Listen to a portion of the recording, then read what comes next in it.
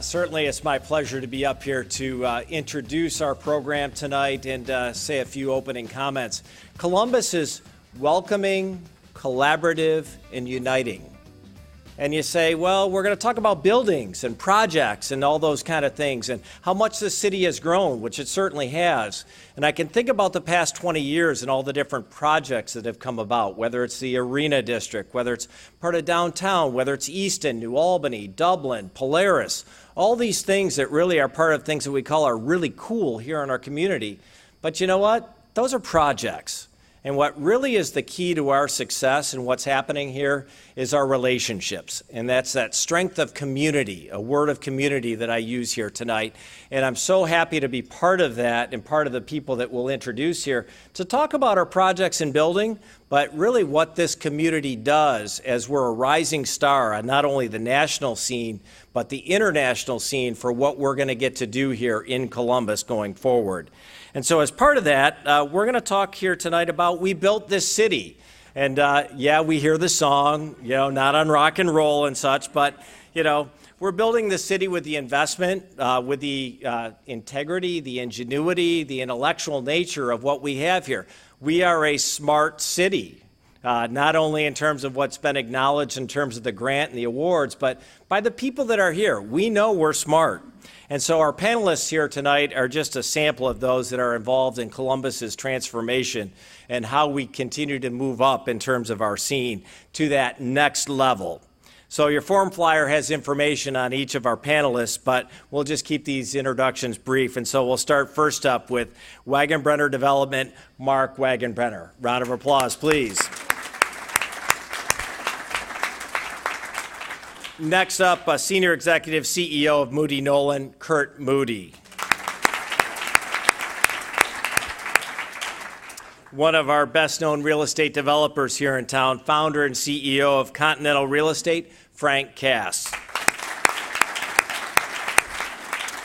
And to lead our discussion here this evening, co-owner of the Benjamin D. Rickey Company, Nancy Ritchie. Welcome, panelists. Nancy, take it away. Thank you. Are you able to hear me? Perfect. I think everyone in this room could agree that the city of Columbus today is a very different city than it was when CMC was formed a little over 40 years ago. Much of that change has been in the city's built environment. We live in a dynamic, ever-changing, wonderfully progressive city.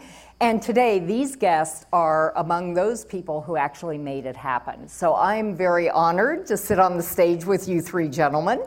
The format for tonight is I'm going to ask questions, and actually I'm going to ask a question and have each of you answer the same question, and we'll start with different people going first. So in the tradition of CMC, just know that there will be time for questions from the audience at the end. So as they're talking, think about the questions that you might want to ask toward the end of the program. So Mark, why don't we start with you? The first question, these are easy questions. This is a party, this is fun. You should tell them that he changed signs with me because he thought I'd be first. just saying. Did it? Got me again. Got you. Well, I told you what you did. These are easy questions. You all sit in different, you have different perspectives, different jobs, different impacts on the city. We'd like to know, what is your favorite project or your most, the thing you're most proud of that you've done in the city over these years, and why? Keep in mind, we had no notice of what these questions are being, so we maybe 15 minutes before we got here. But anyways, I think I'm probably most proud of the thing I probably had least to do with, but I kind of grew up around is Grandview Avenue. And my father and uncle kind of started there, and to watch that kind of come full circle, and I probably had more to do with patching tar roofs, and when I came back from Chicago, I did a lot of the leasing. But to see that street evolve, and it really, I think, kind of speaks to where we are today in a lot of ways. I mean, that's the type of retail that I think we're now trying to integrate back into the projects we're doing. So, to have, roots in a street like that, and I think that started, I think they bought it in '72, and to see, guys like Hubert Seifert and what he's done there, and it's probably what I'm most proud of is to be a part of What's that. great about that project is it really transformed an okay area into a real destination and really changed the trajectory of Grandview, the entire community. So good for you. Kurt. Okay. It's difficult from the standpoint of, I like a lot of our projects that we've done that have great significance. But I guess to narrow one, it would be the Schottenstein Center at OSU. That project was, near and dear for a number of reasons. I was a former athlete at Ohio State on the basketball team, and never dreamed that we might do a project of that significance, because playing in St. John's Arena, I thought that would always be the place and it would never change. But the opportunity came, and we were fortunate that we were the team that was asked to design a new facility for the Ohio State University, and that one is very special. And you're also, being a graduate and an athlete, you can take great pride in that. Yes. It's actually changed how those facilities are used too. So, Frank. Yeah, I don't really have one favorite project, in that I'm kind of an amateur enthusiast, and I like about everything I do. You can name more than one. Yeah, so years ago, before the Short North was what it is today, and Wagenbrenner Company's done a big part of what's going on in that whole area, we bought a 3.5 acre parcel from a little now defunct insurance company called the United Commercial Travelers, which is located where the Pizzuti Museum is today. It was the former home of a White Cross Hospital, which is Riverside today, and we built the Victoria Gate apartments that then someone smarter than I was bought it from me and turned them into condos and really made the money on it. So I guess that's not my favorite anymore. Then we talked the city when they were widening High Street, where 670 was going under it, to put the cap up there. And that was really kind of cool, but really my partner Jack Lux and my son Jonathan did that, so I'm with you on that one. I signed the note. So my favorite project is the condominium that Linda and I just moved into in downtown Bexley.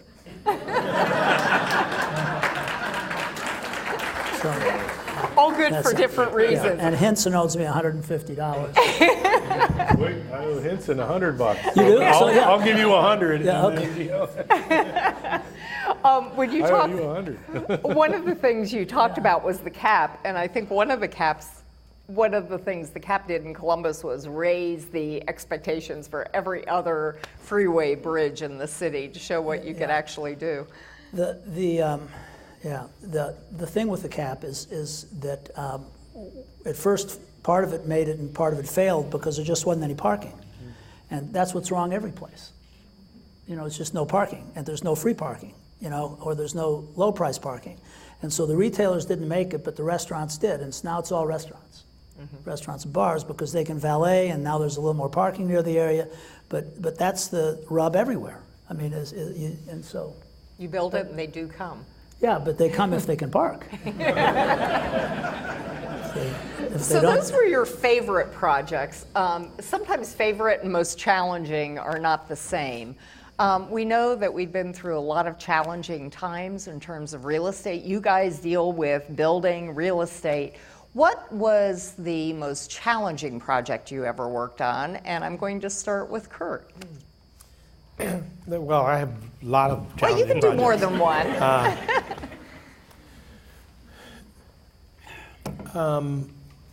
One of the more challenging was the Poindexter Village in the heart of Columbus. one of the difficulties is that even when maybe from our side as an architect and a planner, we are looking at the benefit. We're looking at the dream. One of the things that we're accused of is being dreamers, which we are. But part of it is because we tend to have a vision of what is possible.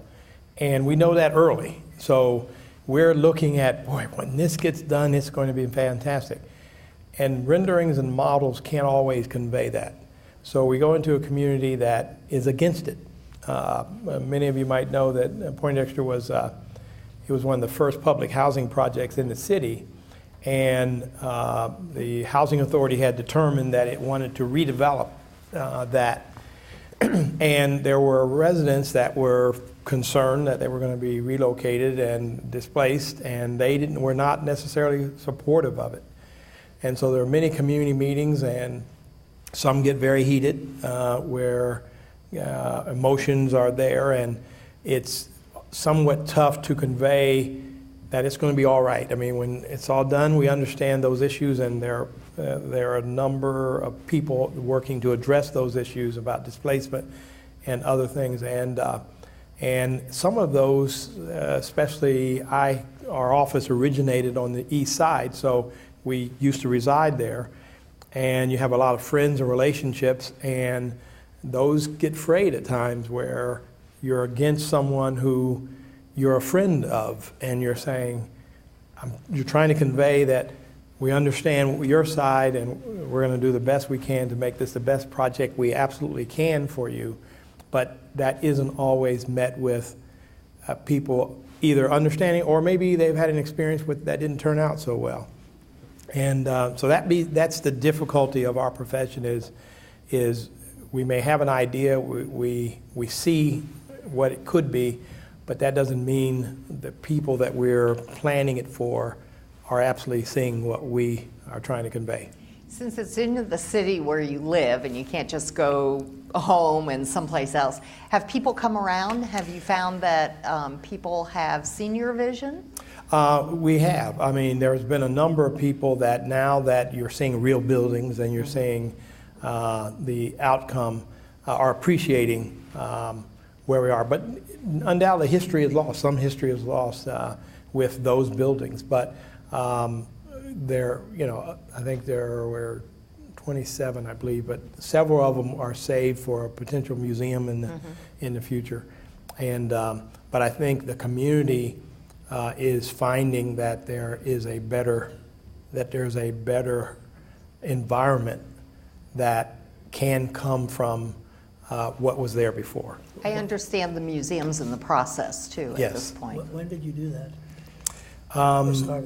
It started almost 3 years ago, and that's the other. I mean, it does take time to meet and listen and design, and it's still underway. We're in one of the final phases now, but it took a long time to get there. Is there an advantage to having the community so engaged, though, even though it's difficult?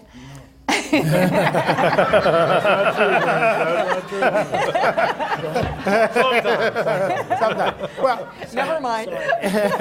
No, speaking as a designer, one of the things that we find that if we have heard when they voice their opinion, then we can normally find something that we can then say, we can't do it exactly like what you asked for, but here's what we can do. So, and we may not get everybody on board, but we can respond in a way that helps us get to meet some of the challenges they may have believed that are going to be a concern to them. So from our standpoint, yes, it's good to have the engagement and the people involved, even when it's not necessarily the things we want to hear. We still can work with that. Frank, you said no to that question. You must have something in mind that was a really challenging project for you. It's more than that. So the three of us, we all do different things. And with no ego involved, none of us do ugly projects. So, I mean, and that's probably why we're here. is we do stuff that in the end works within the community and hopefully works financially for the developers and the community and the banks that lend us money and the equity that's in the transactions. It's not an easy business, and it's more of an art than a science. Even architecture would be, right? I mean, it just, you got to put it all together. And so it gets particularly frustrating when you're working in different communities and the people in the communities don't really, the councils and the planning commissions don't really have an interest in voting on anything anymore. You know, they're kind of like Congress, you know? They want to pass anything. And so they appoint a planning commission that then appoints neighborhood commissions. And then you have people coming to meetings when you're presenting because they tell you got to go present that are telling you they don't really want that developed because their dog goes to the bathroom on that site. And so my least favorite project, or what was the question? Yeah, most challenging project. It could be least favorite. Same thing. Was anything I did in Dublin. Okay? I mean, just saying. I mean, that's what it was. So I've been doing this for 40 years, and in the last 20, it hasn't been in Dublin. And we've still managed to make a living. Now, we've built a lot of stuff in Dublin, but that's been for others, you know, and so our construction business, which is a different business. So so it hasn't really been one specific thing. I mean, you know, at one point we got involved in an empty nester development business during the height of the home building industry. We built about 300 homes during that period of time. We managed to lose money on every home. And got out of the 3 subdivisions and went to a psychiatrist and was hypnotized. Now I forget the name of the projects. But I can remind you. Don't. Homestead. They were brilliant. We used them as models for other developments. Yeah. It just we weren't good at that. Okay.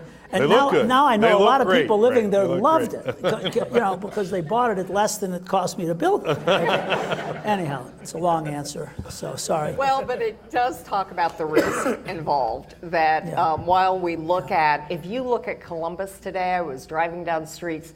I commented to Jeff, my husband, the construction industry is doing incredibly well in this city right now. We're so lucky to be there, but there are risks involved, and things happen with the economy. There are things beyond your control. So I'm sure you've all lived through that. So Marks, what's your most challenging, maybe least favorite project? Well, it's not my least favorite, but it's definitely probably our most challenging is the whole Wyland Park that we were, and this probably goes back to, I think we try not to remember when we started things because we're embarrassed how long it takes to.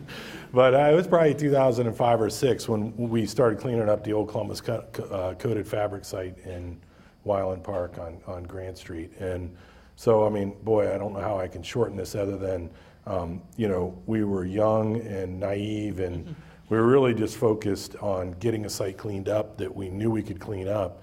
And we were really hopeful that, goes back to 2006 and 7, that at the time we could see that workforce housing was really challenged, and cost of new housing in and around the city had gotten so high that we're like, yeah, we think we can pull this off. We're seeing it happen in other cities. We're gonna, get low land costs. We're gonna come in here and build a product that, a lot of people need.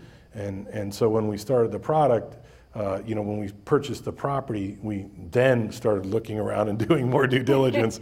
And we caught on to the fact that, oh my gosh, look at the mortgages on all these houses that, essentially are boarded up. And essentially, we caught the mortgage crisis before everybody realized how bad it was. And we were so fortunate to have great partners. I mean, you most have heard, but J.P. Morgan Chase Foundation, and really it was Ohio State and the campus partners that invited us in.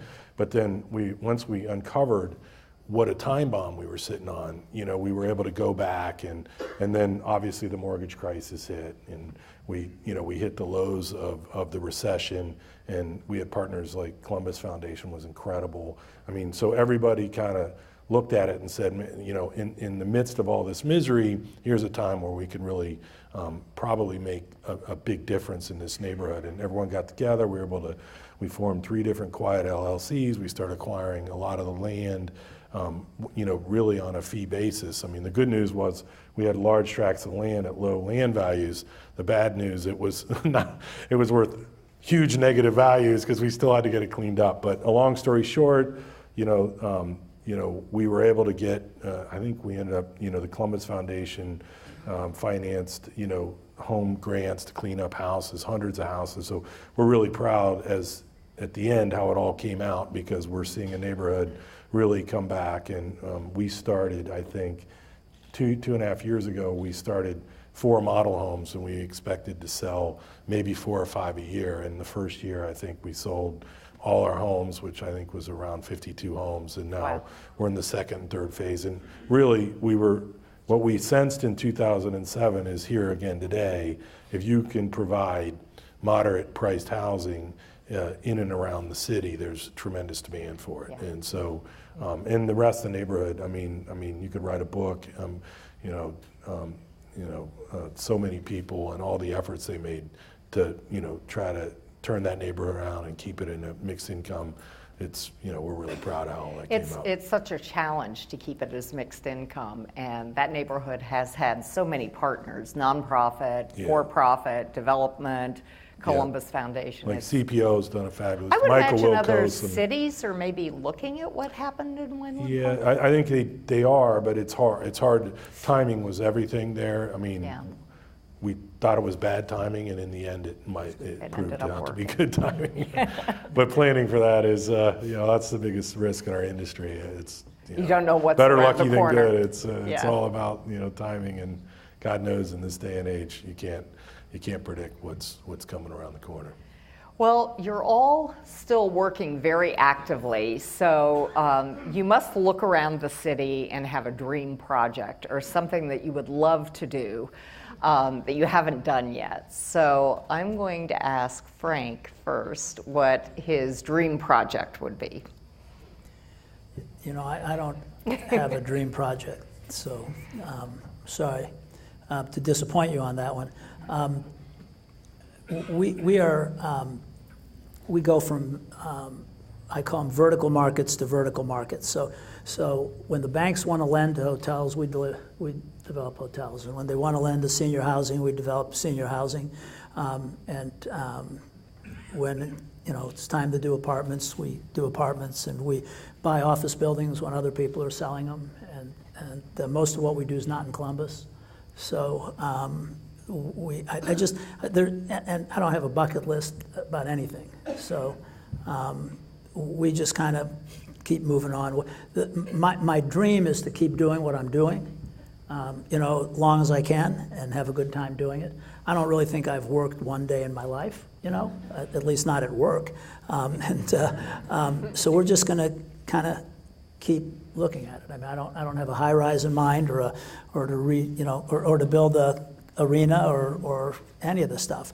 And interestingly,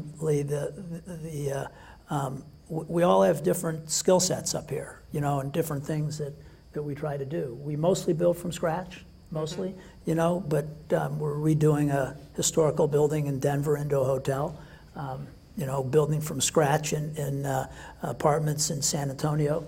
So it's wherever we see an opportunity, and because we have people with us, 200 employees, different skill sets, we think we can do all those things with people that know what they're doing. And I'm just at the front end of the deal. I don't run the businesses. I just kind of do the transactions. So it's a long answer, no. But I don't. But it may appear at your doorstep. Yeah. I hope there's something that comes up. But everything excites me. Yeah. So it's my answer. Kurt. I'm similar to Frank from a standpoint. I don't have one. I mean, there's a bunch of projects that are yet to happen that when we become aware of them and we start looking at, boy, we really match up well with this, we've really got great experience or great ideas, that's when we really get excited as to understanding that the project has challenges, and those are good, that has challenges that mean that our level of creativity has to rise. Those are the projects that we get excited about. I mean, there are nuts and bolts projects that we as a company, and like many companies, have to have. You have to have kind of work that really creates a revenue stream and that keeps people busy.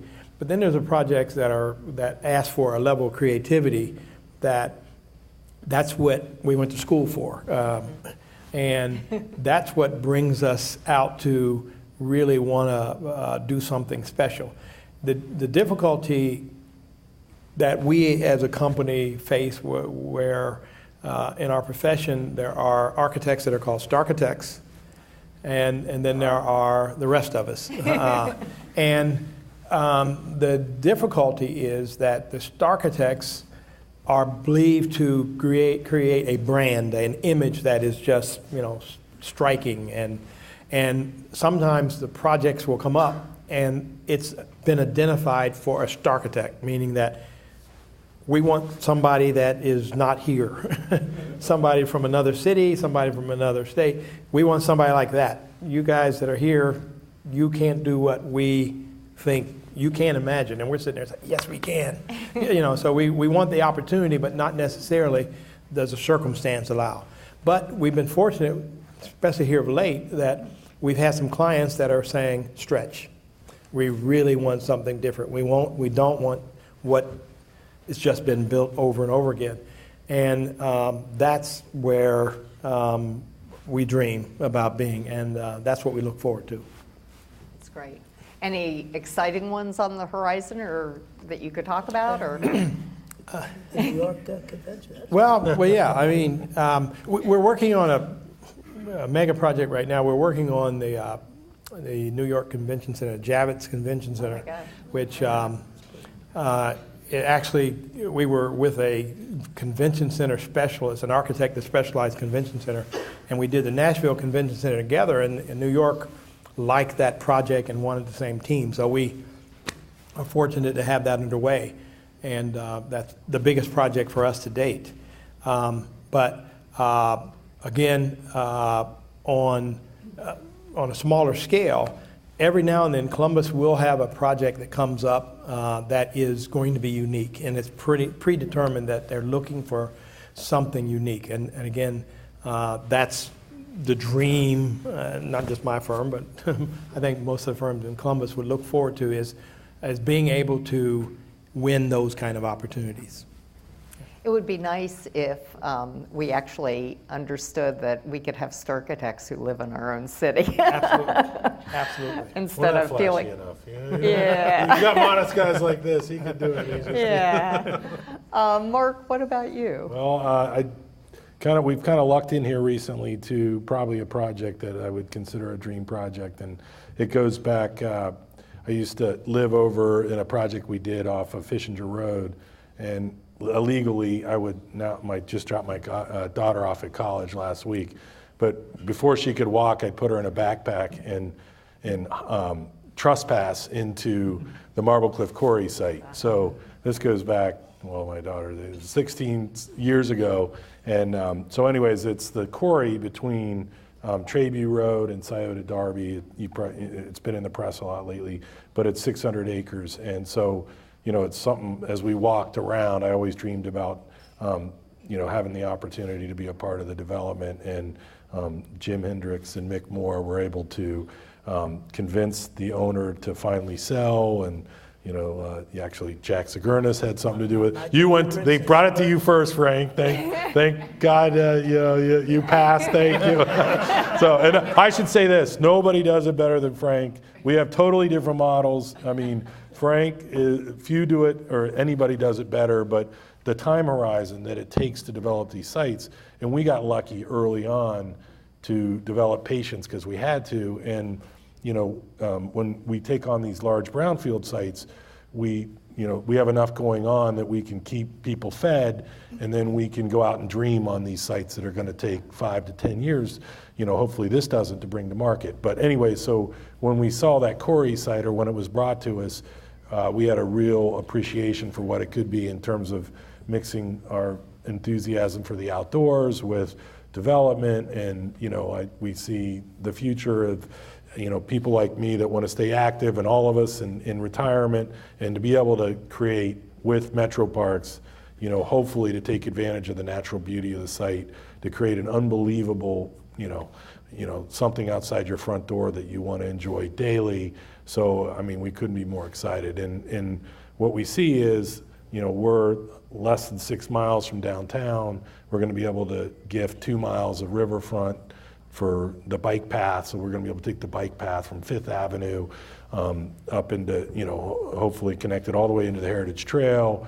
And then all that land that sits along 670 and those lakes, and the ability to hopefully put in kayaking, canoeing, natural surface trails for hiking, mountain biking, because the elevation that we have in the quarry, I mean, all of it, I mean, I'm like a kid in Candyland. It's like crazy. It's like, I've already wrecked 3 times. I'm way too old to be riding mountain bikes. I've had an emergency trip once and 2 pretty big falls, so I hope I make it to see the end. Kayaking, how about kayaking? Yeah, it's not the thrill that mountain biking is, but anyways.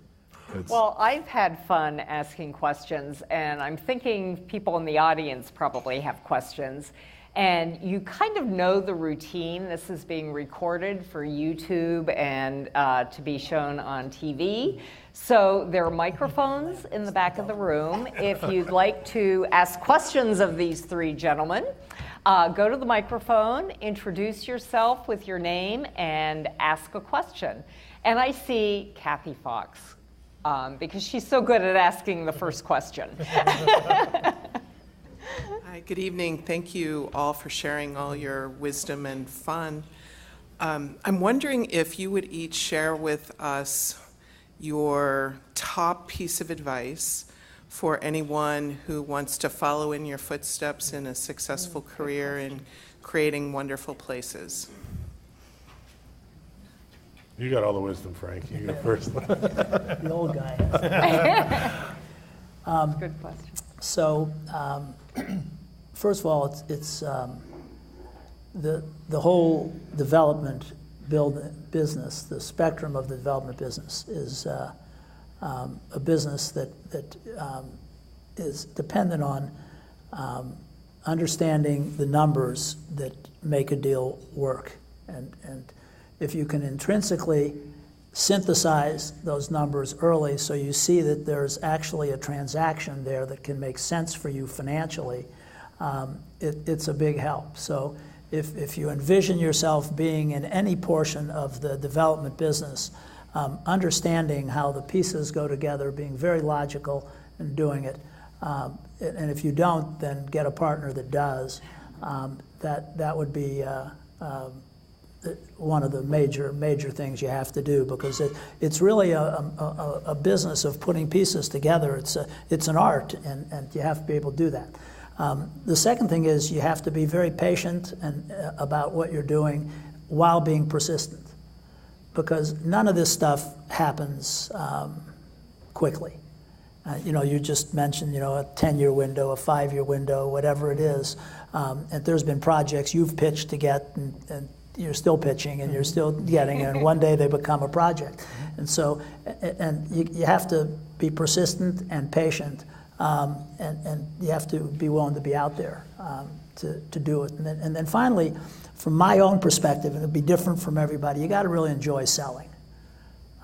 Because in every development deal, in every project one has, somebody has to be out there selling it on your behalf. And in my particular instance, that someone was always me.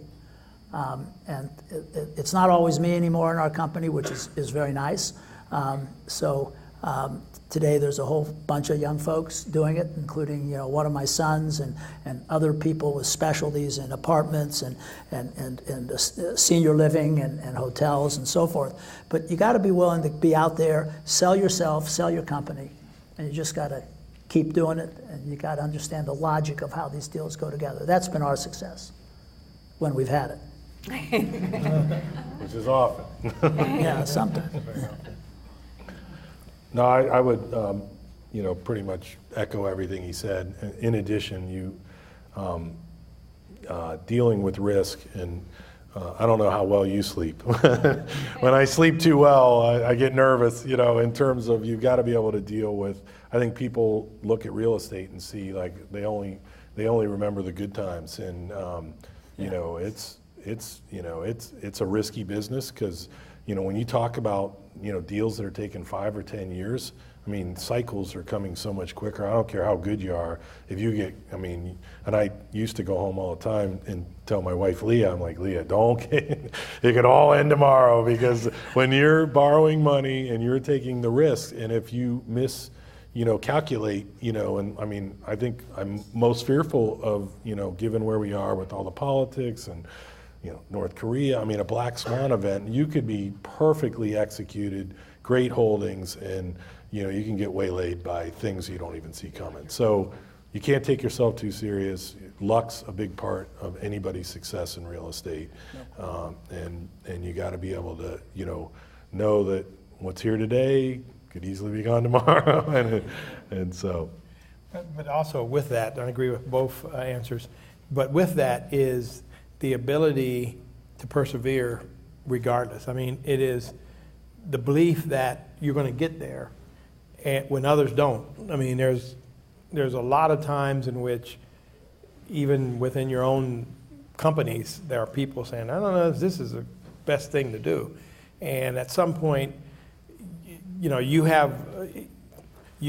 got experience, you've got education, you've got a lot of things going, you've got lots of people that are more knowledgeable about certain things than you might be, and you know where to go to get the answer that you might not have. So you can go to a special consultant, you can go to a specialist. But in the end, there is a decision, and we all talked about, our businesses from a standpoint of, and I agree with Frank from a standpoint that being an architect was a dream. It wasn't, it's like something I wanted to do from a very, very young age, and it's not work. It is just what I like to do. It's not like, boy, I got to do this. It is what I like to do. So it's like, I keep thinking, if I wasn't doing this, I'd still be doing this. It's that kind, and therefore it's easy. It's a passion that's not artificial. It's just comes with waking up and thinking, today I can do something a little better. And it's all part of it. But you're also saying that you believe in yourself. Yeah. That's the perseverance. You got to believe in yourself, and in terms of sleeping at night. Do you ever think about the fact that it ought to be the banks that aren't sleeping at night? Lending us the amount of money they have? You know what I mean? Exactly. Well, they don't, Yeah. They're not the ones that, get saddlebagged, as we say in the industry. The one thing that I'm taking away from having this wonderful conversation with you is, there's one more question. Yeah, I'm sorry. Yeah. Gerber. Good evening. My name is Tim Gerber, and I recently retired from The Ohio State University. And I'd just like to thank the three gentlemen on this panel for making Columbus a much more vibrant and wonderful community.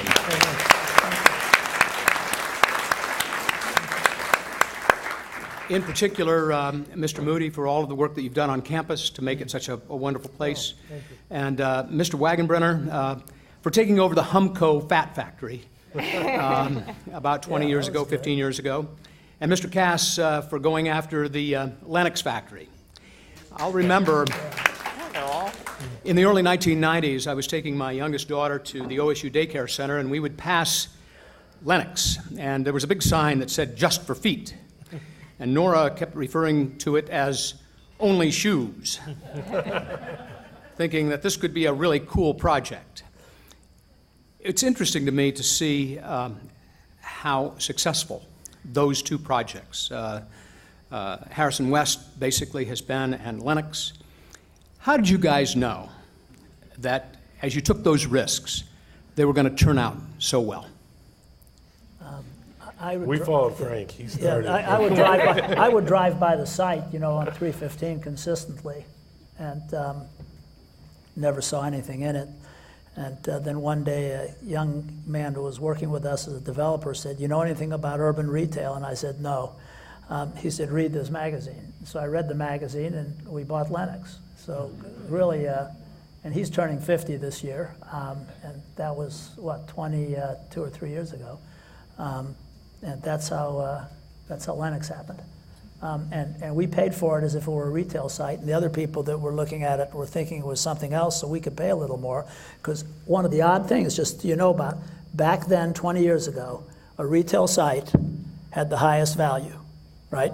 A retail site. The world's changed. Today, it's already changed. It's changed 9 years ago. Today, a multifamily site has the highest value because of the density that the communities want on a per doorstep basis. It's just completely reversed. So back to you can't take anything for granted because it's going to change. But that's the Lennox. Thank you. No, I think the Humco deal, we were really fortunate. I'll try to densify. We were lucky to start seeing the whole urban. I think we look around and when you think back, you look at Friends and Seinfeld, at a time when things were very suburban oriented, the social changes that were going on in pulp culture, and then my cousin Jeff, who's quite a bit younger than me, was coming out of college. This is probably back in the late 90s, and all his friends were determined to live in urban areas. So we kind of sent, and one other thing, my dad retired to Austin, Texas, and we thought there was no business to be done in Columbus. We had, like everybody else, we had to get away from Columbus to be successful. And so we were determined to set things up in Austin, Texas. And as we got down there, it had already obviously started heating up, and we looked around and we're like, what are we doing? This feels just like home. And why are we in Austin, Texas, when we know nobody, no banks? We're like, we think it's coming. So then we got home, and then we're able to land that Humco deal. And then from there, we were really better lucky than, we got a niche in cleaning up environmental sites, and, we got, because of our lack of ability to move things quickly, our schedules bogged us down, and we weren't, taking on risky deals before the recession. So we kind of avoided that storm. And then, then we were able to clean up land holdings near an urban core, and like I said, better lucky than good. And now we're trying to build those sites out. So, well, thank you for making a couple of silk purses out of sow's ears. Hi, I'm Bill Lafayette, Regionomics. They're telling us that by 2050, we're going to have 500,000 to 1 million new neighbors, probably people younger than me will. But my question is to think about that and maybe give the community advice on what we can do to accommodate all those new folks without wrecking our quality of life. As you've heard, we all have different hats, and these guys are looking at properties and determining whether or not they feel the investment is worth it, and then and considering what they're going to put on it. And then I'm typically in the role of, okay, someone's determined they're going to do this now. How can we make it happen and design something that really meets their criteria as well as the neighborhood? One of the difficulties that Frank brought up that is a concern we have, and that has to do with the number of commissions and organizations that are set up to do well, but there's sometimes a misunderstanding of the acronym of developer, and that is, boy, these guys are going to come in and do something bad. But the developer wins when the community wins. Going forward, it would be good for people to be a little bit more open to change, and that there are possibilities that sometimes, and I've seen it happen in many cases, I've seen where the idea that comes out after meeting with community groups to get to a point, because of concern of my dog goes over there and don't touch that property, that you end up with something that is not as good as what the original idea that was brought forth by the team sometimes is. And therefore, the idea of expanding and being able to be more creative becomes lessened, where if the minds aren't open when somebody approaches developing a certain piece of property. I think there's a role for all of us, and that is, if you're a neighbor, if you're there, is to set some criteria, but I do believe truly working with that team in a more positive way will yield better results for everyone involved. Yeah. I would say that that 33-year window you're talking about, 2050, adding 500,000 people. My guess is we've added 500,000 people in the last 33 years, and we added 500,000 people in the 33 years before that. We have 1,900,000 people in our statistical metropolitan area. We are bound to want to continue to grow. Agriculture, where it used to be done by 10 people, is done by 3 people, so people are going to keep moving to the cities. If you don't like the growth, move to Dayton. That's growing now. Yeah, or something, or something. I've panned everybody tonight. I'm pitiful. I think that the growth is normal. We can accommodate the growth. 60% of our population lives outside of the outer belt today. Every time you go out 1 more mile, you're doubling the area of the city. I just don't think we have any problems other than parking. Okay, well, and autonomous vehicles. I deal with people. I deal with people problem. every day that say, "Don't build more parking because of the electric car or the autonomous car," which is just unbelievable to me. When there's 800,000 F-150s being sold this year, and number 2 is the Chevy, and number 3 is the Dodge, and so it's a long way off. These the driverless cars, and they still got to park someplace. Are they going to go home, or people going to carpool? I don't get it. What I know is that we're going to get people moving into town. We're going to get other people moving farther out of the outer belt. All that's going to happen.